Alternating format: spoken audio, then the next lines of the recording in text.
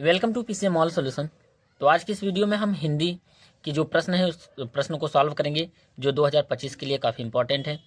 ये यहाँ पे देखेंगे गद्यांश से 6 नंबर के प्रश्न आते हैं प्रतिवर्ष। उसमें हम देखेंगे संदर्भ एवं व्याख्या करना सीखेंगे, कैसे संदर्भ और व्याख्या किया जाता है। तो यहाँ से हम प्रश्न देखेंगे, आपको आसानी तरीके से नंबर मिल जाएंगे यदि आपका संदर्भ अच्छा है और व्याख्या अच्छे हैं। तो यहाँ से हम देखेंगे, ये हमारा गद्यांश है, इसको हम पढ़ेंगे। काशी के उत्तर में धर्म चक्र विहार मौर्य और गुप्त सम्राटों की कीर्ति का खंडहर था।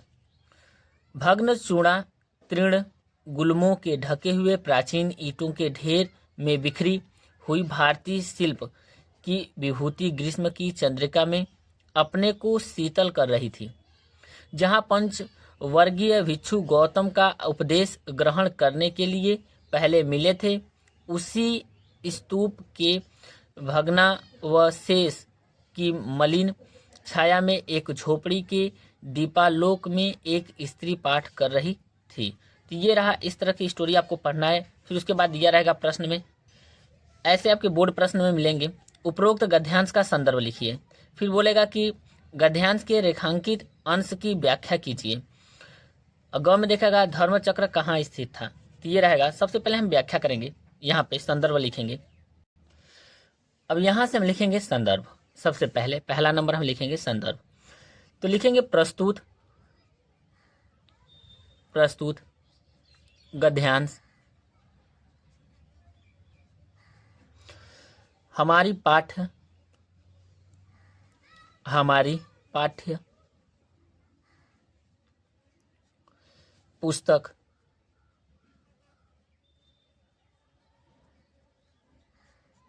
हमारी पाठ्य पुस्तक के गद्य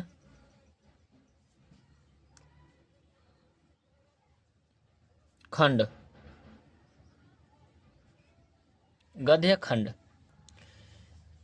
में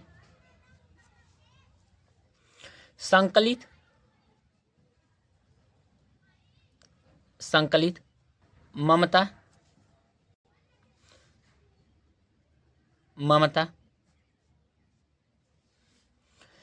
नामक पाठ से लिया गया है।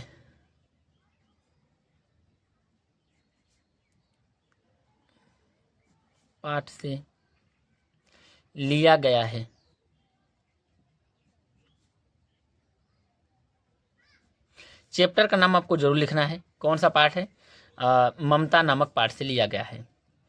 फिर इसके बाद लिखेंगे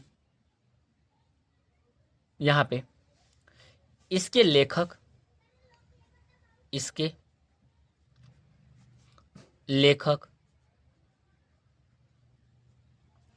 जयशंकर प्रसाद हैं।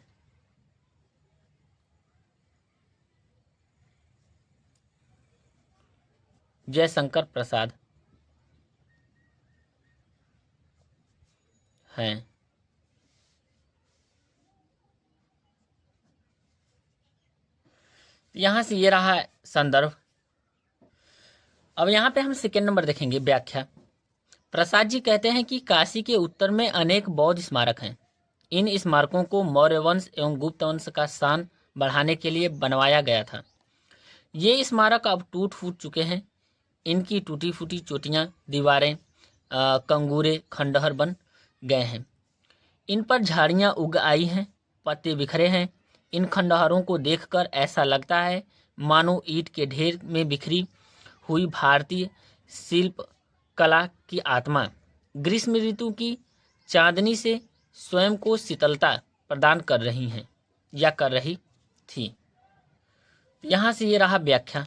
अब हम देखेंगे यहाँ पे कि धर्मचक्र कहाँ स्थित था। ये तीसरा नंबर ग का प्रश्न है।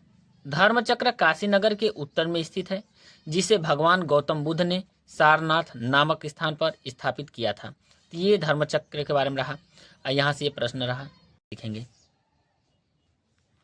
यहाँ पे हम प्रश्न देखेंगे, आज हम इसी निर्मल शुद्ध शीतल और स्वस्थ अमृत की तलाश में हैं और हमारी इच्छा अभिलाषा और प्रयत्न यह है कि वह इन सभी अलग अलग बहती हुई नदियों में अभी भी उसी तरह बहता रहे और इनको वह अमर तत्व देता रहे जो जमाने के हजारों थपेड़ों को बर्दाश्त करता हुआ भी आज हमारे अस्तित्व को कायम रखे हुए है और रखेगा।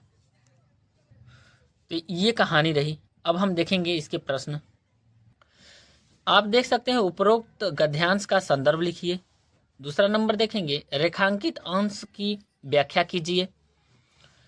थर्ड नंबर हम देखेंगे हमारे अस्तित्व को कैसे कायम रखे हुए हैं। हम देखें कि हम गद्यांशों का कर रहे हैं, तो गद्यांश में हम देखेंगे लिखेंगे यहाँ पे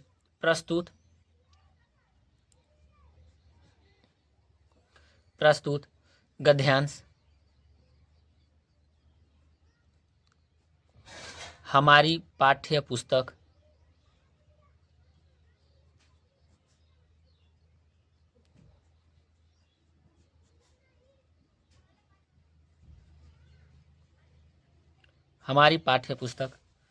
के गद्य खंड से में संकलित है।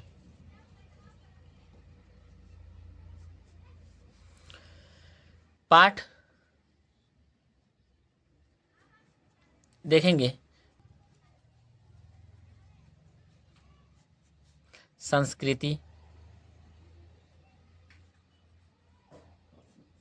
भारतीय संस्कृति से उद्धृत है।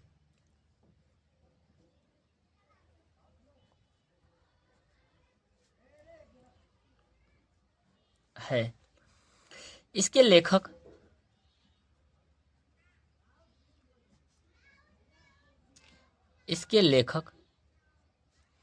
प्रसिद्ध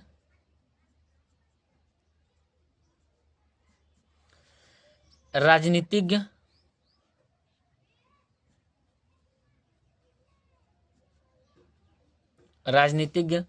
और साहित्यकार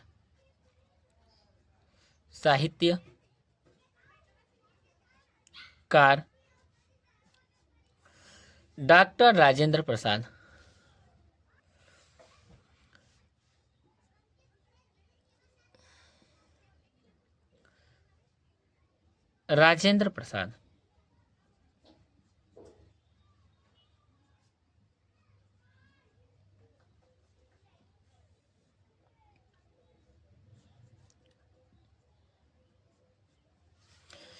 यहाँ पे हम देखेंगे संदर्भ में प्रस्तुत गद्यांश हमारी पाठ्य पुस्तक के गद्य खंड में संकलित पाठ भारतीय संस्कृति से उद्धृत है। इसके लेखक प्रसिद्ध राजनीतिज्ञ और साहित्यकार डॉक्टर राजेंद्र प्रसाद हैं। तो ये रहा आपका यहाँ से संदर्भ।